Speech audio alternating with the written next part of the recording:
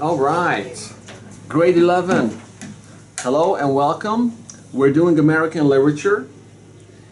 We have spent a few periods on talking about what it means to be American, and we talked a little bit about American values. So let's start with that. So what values do you think define American identity, especially in the early colonial period? So we're talking about the Puritans, the Pilgrims. Okay, so what comes to mind when you hear this? Puritans, early colonials, colonialists, Pilgrims. Vincent, what values were important to these people?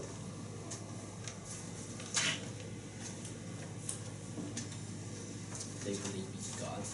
They think God is the most important thing. Like, they take it as the top priority, and also their devotion to God is bigger than everything else. Yes, that's a very good point. Exactly so. To these people, the religion and their religious faith was in the center of their lives. Jaina, do you see any of these values, or, well, these values reflected in today's America? Now, the Puritans thought of themselves as a sort of chosen people, the elect. Do you think this idea lives on in modern America? Do you think Americans or American society think of themselves as somehow chosen or special?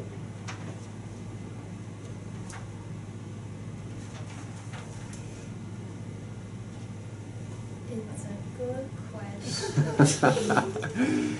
It is indeed. Olivia, any thoughts on this matter? Can you repeat that?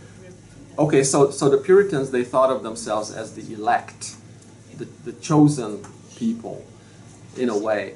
Do you think this is true in today's America? I don't think it is true because as time passes, like in the past, Puritans put their focus on family, community, and God. And nowadays, it's more like a free society, so they will have very different thoughts, like compared to free. Okay, that is true. So it seems that today American society is a lot more secular, not so much religious. I guess one could argue, at least not on the level that the Puritans were. However, we mentioned this concept of American exceptionalism. Does this ring a bell? American exceptionalism on the world stage. Joyce, do you remember anything about that? Yeah, like Americans that they often think they are special or like stronger than anyone. So I think it's a little bit familiar with Puritans. Okay, great point. Yes. So there's this sense in the world that Americans look at themselves as somewhat, well, as the phrase suggests, exceptional, sort of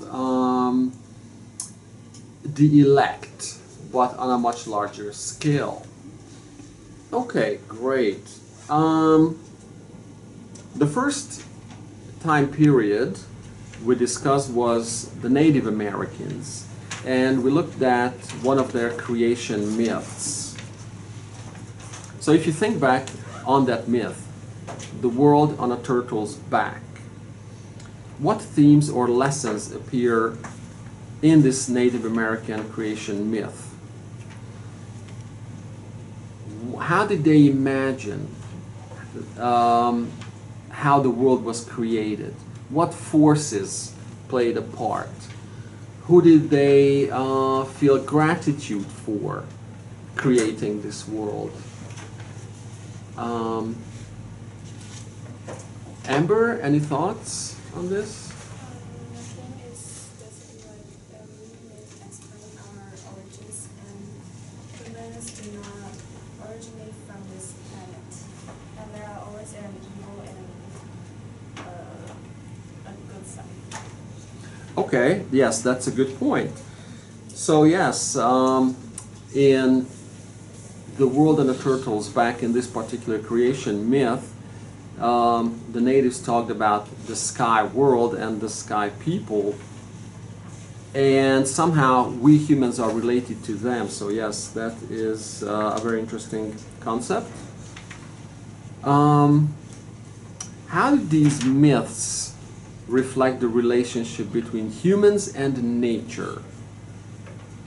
Becky, do you have any thoughts on that? How did these natives see humans and their relationship to nature? They see the relationship by describing that nature is helping the humans to go back to the sky world in the writing. Okay, so yes, they absolutely revered nature. They felt deep gratitude for the animals, right, that saved this so-called sky woman as she was falling. So basically, without relying on the animals, humans would not have appeared on this earth. And most certainly, we could not survive without them. So deep reverence and gratitude for nature. All right. So after discussing the Native Americans and their oral traditions, we talked about the early colonialists, and as we mentioned earlier, these are the so-called Puritans and the Pilgrims.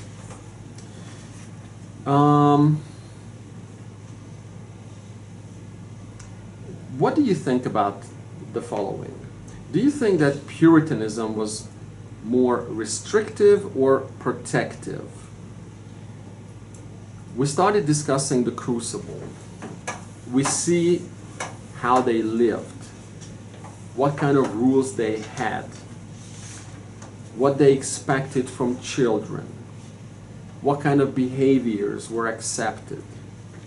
So when you look at that society, do you think it was designed to protect the people in it, or do you think it was designed to set up fences and to restrict what people can do or even think and say?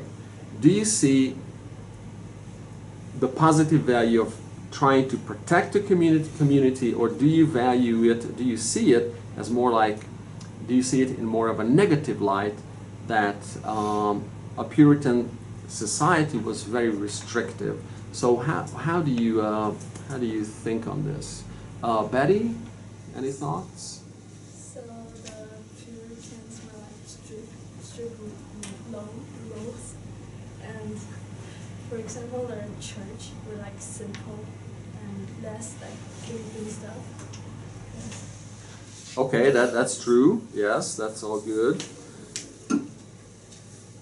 So obviously the Puritans had lots of rules about what can and cannot be said or done in their society. So let me get back to this question. Do you think it was to protect or to restrict, or could it be both?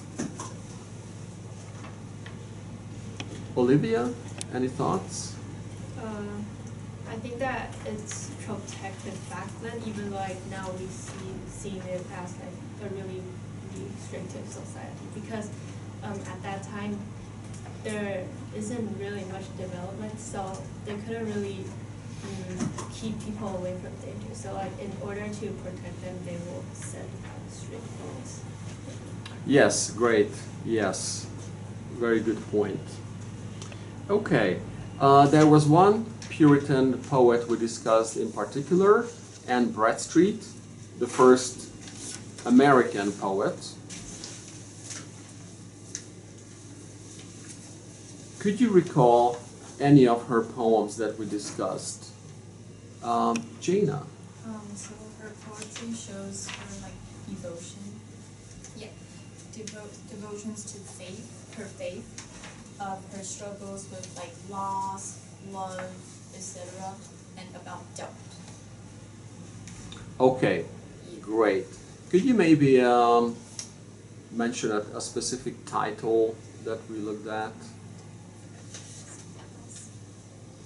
The house burned down. Yes, verses upon the burning of our house. Yeah. Okay, great.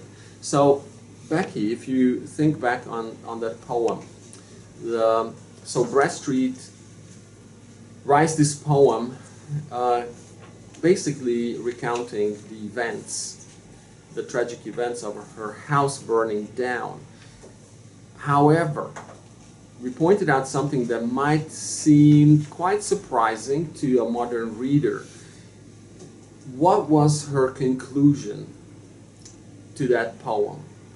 After she recounts the details of how her house and all of her possessions burnt to ashes, she surprisingly didn't feel very sad or angry, but instead, what was her conclusion there? She felt thankful because she think that everything she had is the God gave it, so the God just save it back.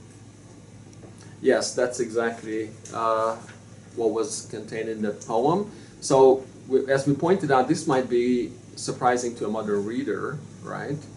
Because her Puritan beliefs basically offered her some sort of protection against the shock of losing her material possessions, because she had hoped to look forward to another world where she will live in a house that cannot be burned down by fire, and she will have new possessions that cannot be stolen or lost in any way, meaning spiritual possessions. Okay. Currently, we are in the middle of discussing the Crucible. So, we discussed the historical background of this play. Now, on the face of it, the Crucible takes place in the 17th century, but we know that it is also a commentary on the 1950s of America. Vincent, could you recall what particular events does this play comment on that were happening in the 1950s in America? The witch hunt. It was basically about, so people who seen them as the witch, they didn't have sins, and they didn't actually get rid of them because that's against God's creation and against God's rule. Yes, so that's what happened in the 1600s. Yes, and what similar events happened much later in the 1950s during the lifetime of the author? Amber, can you remember that? So they also can mention the World War II. After World War II, there's a Cold War, and it's from 1945 and maybe until now, because they're still negotiating with others. So it's between the USA and the CCCP. Yes, great. So we're talking about the Cold War era. Exactly so. And during that time, there was a lot of fear, as there was in the 1600s, but fear of different things. So the Puritans feared evil.